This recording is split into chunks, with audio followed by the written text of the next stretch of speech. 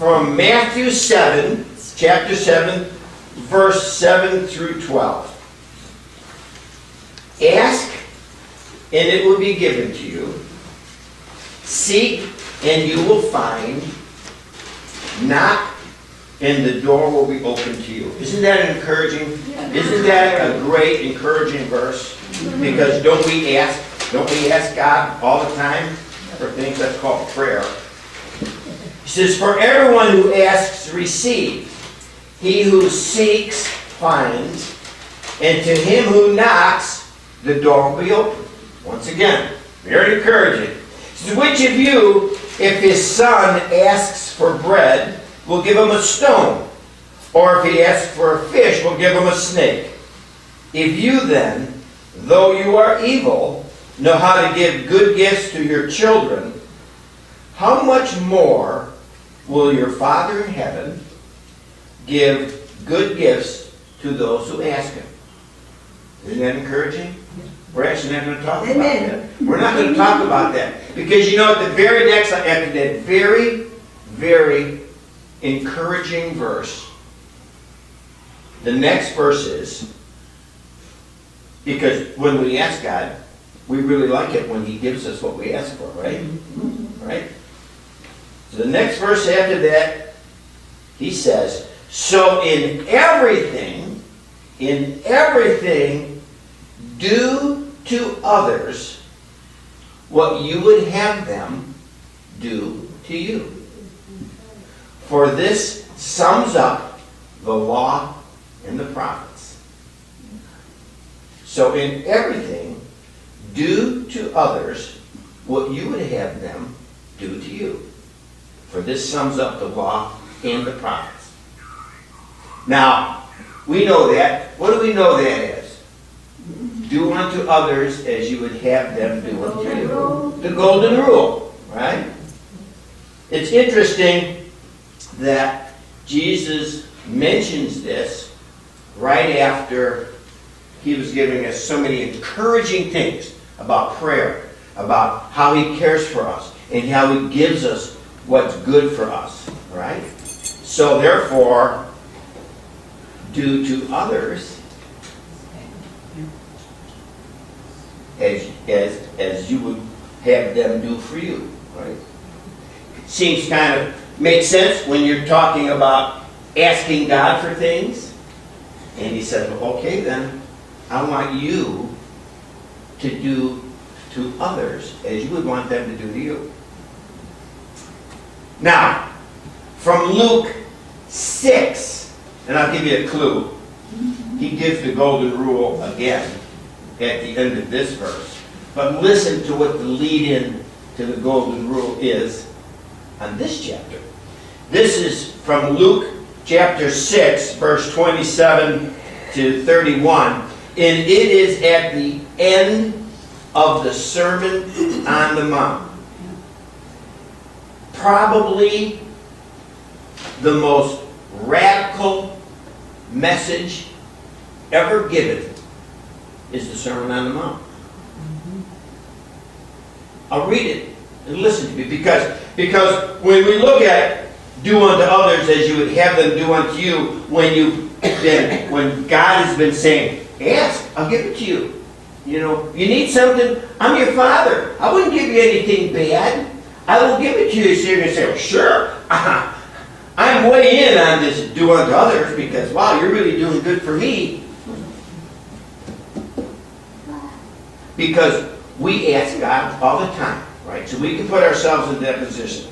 But on Luke chapter 6, it says, but I tell you who hear me, love your enemies.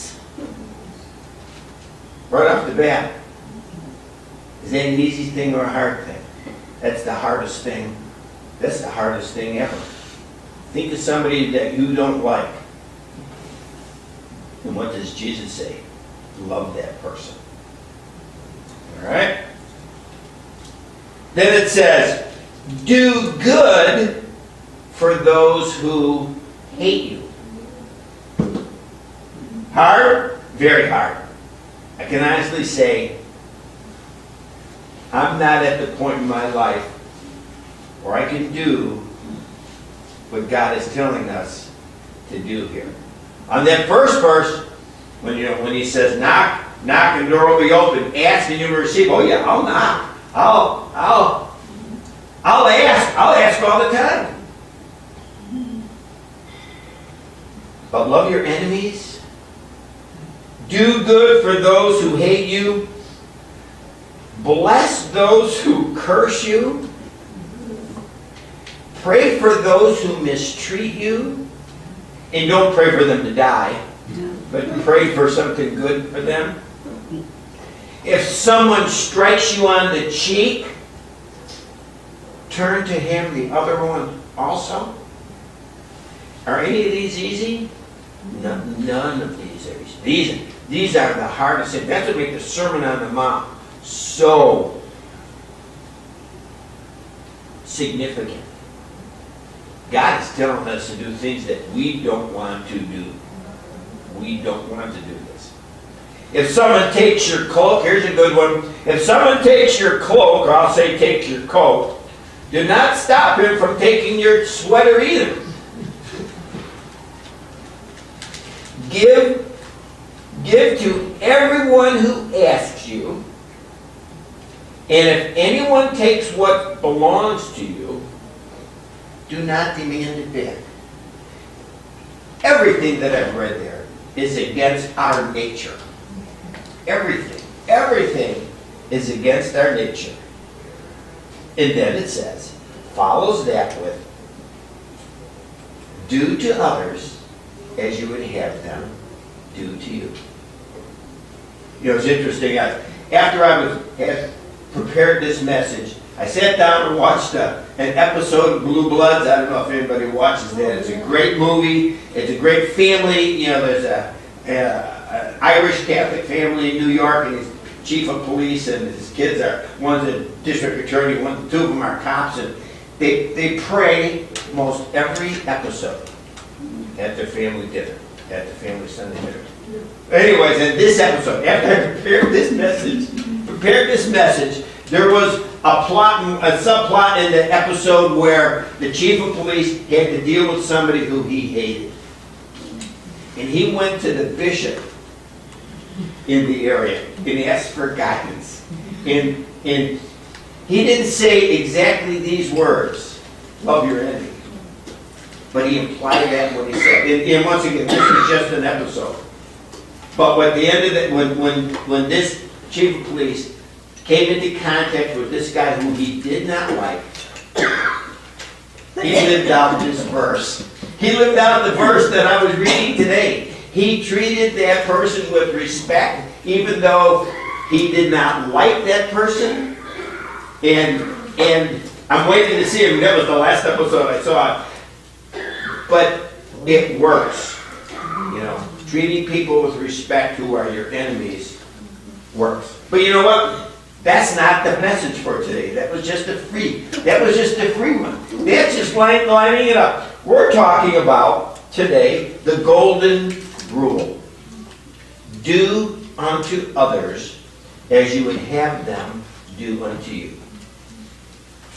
You know, many religions have verses similar to this. Let me read 3 of them to you.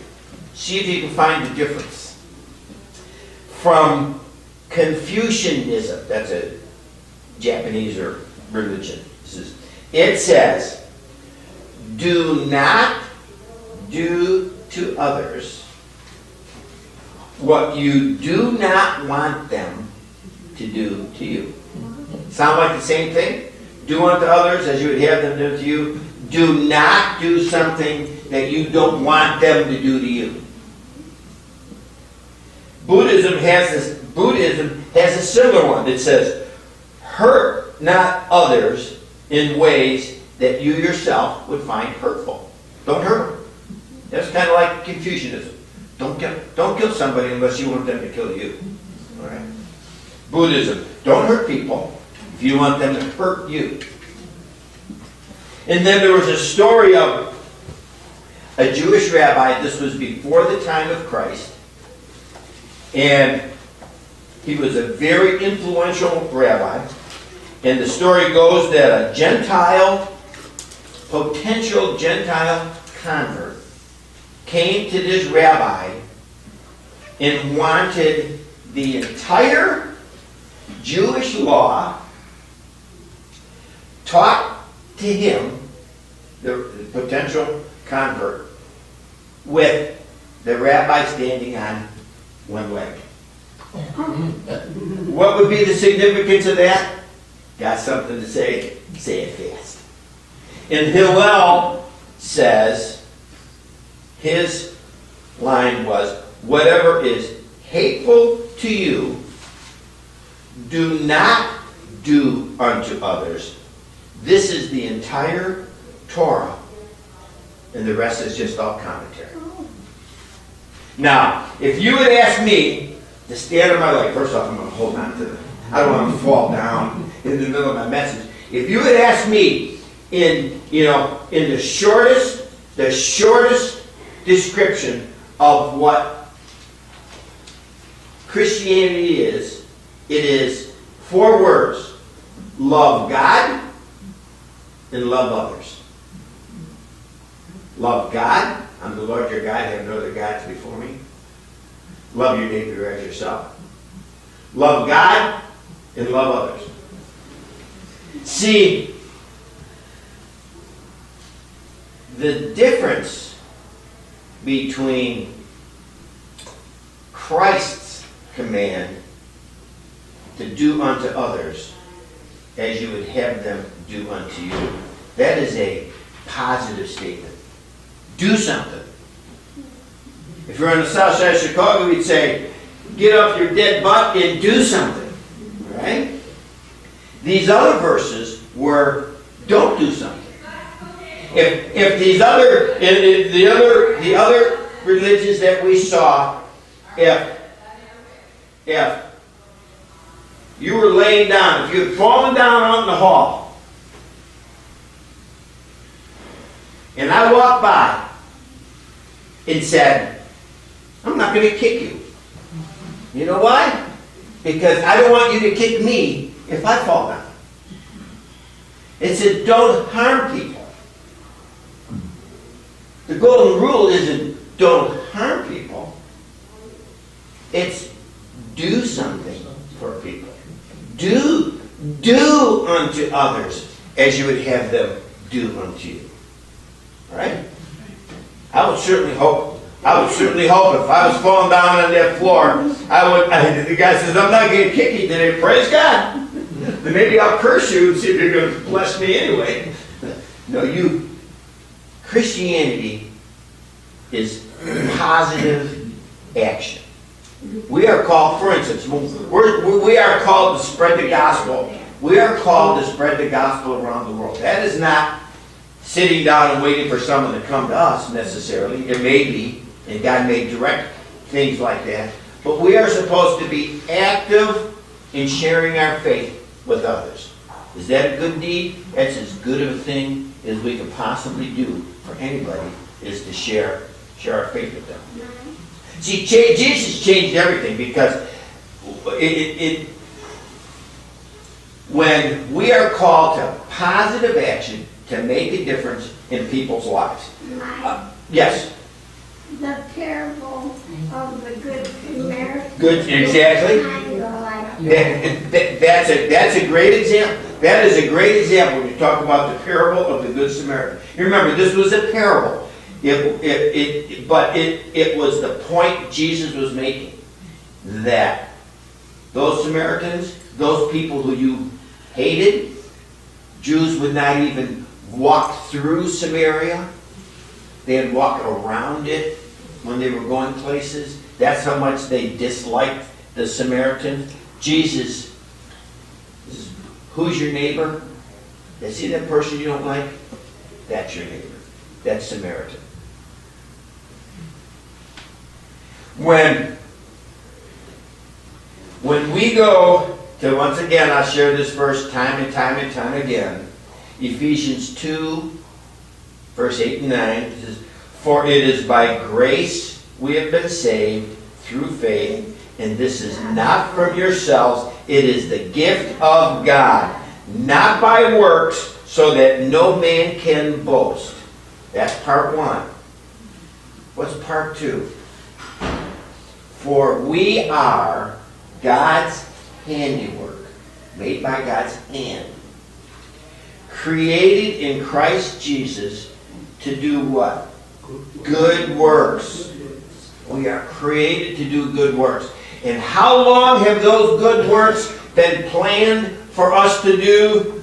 Which God prepared in advance. God prepared in advance. I'm convinced that from the moment we're born, there's a plan God has for us. And that plan may or may not be a baseball player or something like that, but it's going to be planned out for who are you supposed to help today? What does God have for us to do today? Because I can't believe God would just say, all right, there's 5 things. I'm going to give you 90 years of life, and there's 5 things you're going to do. No, I don't think so. I think there's stuff every single day that God has things for us to do.